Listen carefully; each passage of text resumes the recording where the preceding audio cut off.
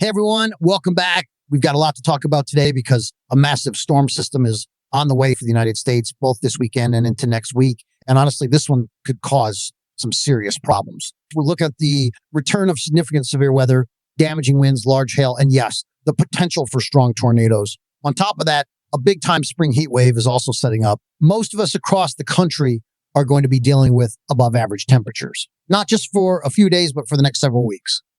So in today's forecast, I'm going to break it all down for you. We'll take a look at what's going on right now, where things are headed over the next 7 to 10 days and what you really need to keep an eye on.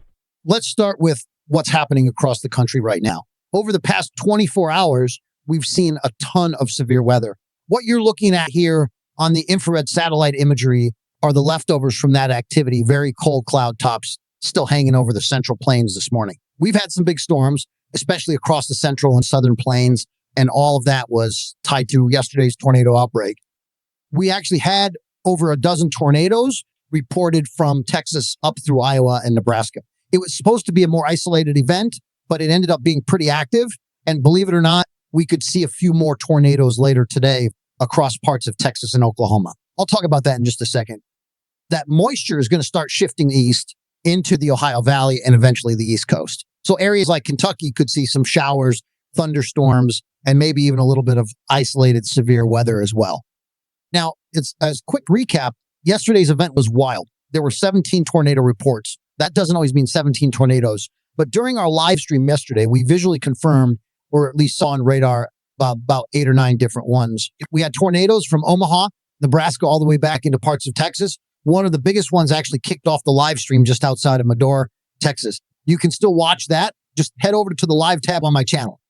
So let's talk about today, Flying Fences Friday. There's a slight risk of severe weather for a small sliver of New Mexico, Texas, and southwestern Oklahoma. The marginal risk stretches from Oklahoma City all the way back into West Texas near Midland. The biggest concern today, large to very large hail. And I'm talking hail that could be massive again. Yesterday, we saw hail as big as 5.2 inches near Medora. That's bigger than a DVD. Not saying we'll see that again today, but I wouldn't be surprised to see some hailstones approaching softball size. So if you're not already subscribed, go ahead and do that and hit the bell so you don't miss it. Now, there's also a low-end risk of a couple tornadoes today, and especially over in the Texas Panhandle near Amarillo, close to a town called Leech. It's a conditional risk, meaning it'll depend a lot on how things develop this morning, especially a line of storms moving through Oklahoma. Definitely something I'll be watching closely. And again, we'll go live if needed. Moving into Saturday, things calm down a bit. There's still a marginal risk for severe weather over parts of New Mexico and Texas. And while hail and maybe an isolated tornado are still possible, it's not looking quite as intense. But Sunday, that's when things start to shift again. There's a broad area of severe weather risk stretching all the way from North Dakota and Minnesota through Texas. Now, this is another conditional setup. Whether or not storms develop will depend heavily on the cap, which is basically a layer of warm air that can block storm development. But if storms do manage to fire, especially over Nebraska and South Dakota, all modes of severe weather would be on the table, including tornadoes. Now, Monday, that's the day I'm most concerned about right now. There's already enhanced risk outlined stretching from Wisconsin and Minnesota through Iowa, Kansas, Missouri, and Illinois. See, this whole region could be dealing with significant severe weather, damaging winds, big hail, and the potential for strong tornado.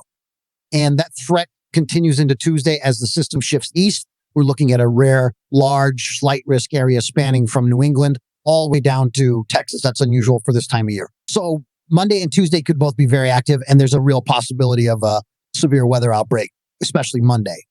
What's driving all of this is a pattern shift. Over the past several days, we've seen a lot of smaller scale severe weather setups, but starting Sunday, a large storm moves in over the Rockies, and that's going to set the stage for a much larger scale severe weather event. Anytime we get a strong system like this coming over the Rockies in April or May, it tends to mean trouble, and this one's no exception. So on Monday, that low pressure system rolls across the Rockies, mixing warm and cold air, and by the time it hits the plains and Midwest, we're looking at a pretty dangerous environment. The low-level jet will be screaming, especially on Monday, providing plenty of shear for tornadoes. So we might even be dealing with a tornado outbreak, but I'll stress that's not a guaranteed outcome yet. I'd say there's about a 50-50 shot right now, with Monday definitely leaning toward a higher risk kind of day. Tuesday will be less organized in terms of tornado potential, but there's still going to be a widespread risk of severe storms, mainly hail and wind, and maybe a few tornadoes scattered in there. All right, let's take a look at how this plays out on future radar.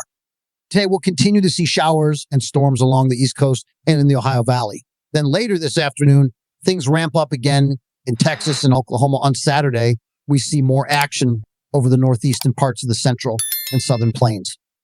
Monday is our transition day. We clear out in the east, but winds start kicking up in the Great Plains. Yes. Between 40 and 55 MPF storms may struggle to develop due to that cap I mentioned, but it's definitely something to watch. Monday is go time. Some models like the GFS don't show a ton of storm coverage, but others like the European model are lighting things up, especially over the Midwest. So while there's still disagreement between models, the ingredients are all there for a pretty big day. Scattered storms on Monday could actually increase the tornado threat since we won't be dealing with a giant line of storms. Those individual cells are the ones that tend to rotate. By Tuesday, the severe threat shifts east and the European model shows an even more elongated risk zone from the Great Lakes all the way to the southern plains. Then by Wednesday and Thursday, we may see yet another storm system refire more severe weather in Texas and Oklahoma and eventually the Ohio Valley. Now, looking beyond that, things get a bit more uncertain. But I do think by the middle of May, we'll see a ridge build, and that could lead to drier and warmer conditions across a large part of the country. Let's circle back real quick to today's timing. This morning, we've got some scattered storms in Oklahoma, which might tamper development a bit later, but over in far western Texas and the Panhandle. Storms should start firing around 4 to 5 p.m. These could be big hail producers and potentially some tornadic supercells. Best chance for a tornado, probably south of Amarillo, around Lubbock and west of Childress. These storms will hang around through the evening and could linger into the overnight hours. They're going to be slow movers too. So localized flooding is possible. Then by tomorrow morning, that line of storms will try to reach Dallas, Fort Worth, and Oklahoma City, but it'll mostly be a rain event by then. Saturday could see more isolated storms back over New Mexico and West Texas with a low-end tornado and hail risk. And finally, the heat over the next couple of weeks, temperatures are going to stay above average for a large part of the country from the Pacific Northwest to the East Coast. The one exception may be up in Michigan and the Upper Peninsula, where we could see a pocket of below average temperatures mid to late next week. That's going to do it for today's forecast. If you're new here, make sure to hit that subscribe button and turn on notifications. Thanks so much for watching. Stay weather aware, and I'll see you in the next one.